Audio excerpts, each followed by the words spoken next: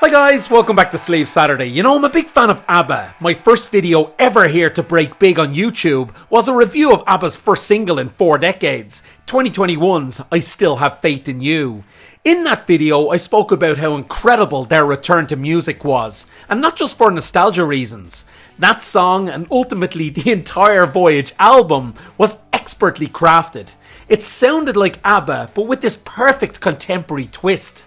Even with Gen Z, ABBA are more popular than ever. I work all night, I work all day to pay the bills I have to pay. But following the release of Voyage in November 2021 came the next phase of the project, live shows, which kicked off a residency in London in May 2022.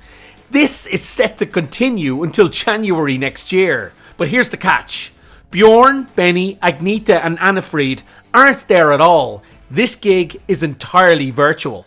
You know, being honest, I don't love the idea of this in terms of what it represents for the live music scene. Now, ABBA aren't the first to do it, but they are the most high profile. The motion capture elements depict ABBA as they were in 1979, and this was achieved by the special effects house Industrial Light and Magic, a company I first became aware of as a child in Back to the Future 2.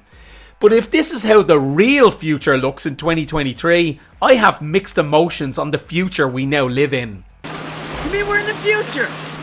Future, Marty? What do you mean? How can we be in the future? Now, quick one before we go on. Subscribe to my channel there if you haven't already, will you? Cheers. Right, so ABBA have always found a way since their 1982 breakup to have their cake and eat it too in terms of making money out of the brand. For years, there was rumours of seclusion lifestyles, $1 billion offers to reform, and various other nuggets of gossip. In 2008, Bjorn told a newspaper, "We will never appear on stage again. There is simply no motivation to regroup." This was repeated multiple times. Look, discounting the obvious past these people have personally, you know, the divorces, etc., I can't see why they didn't reform in the 1990s or 2000s. Another band with the same internal dynamics, Fleetwood Mac, were able to do it on several occasions. You see, the point I'm getting at here is that in between the West End shows, movies like Mamma Mia, compilation albums and picture books, they had no problem still collaborating to keep this alive and churning out the cash. What they couldn't or wouldn't do is give us the closure for the fans to have a real live show. These deepfake shows are just a fancy step up from a cinema concert. ABBA are not actually there. It's just a hollow, empty feeling, in my opinion. Hill, the ad wasn't too clear. Mockle it.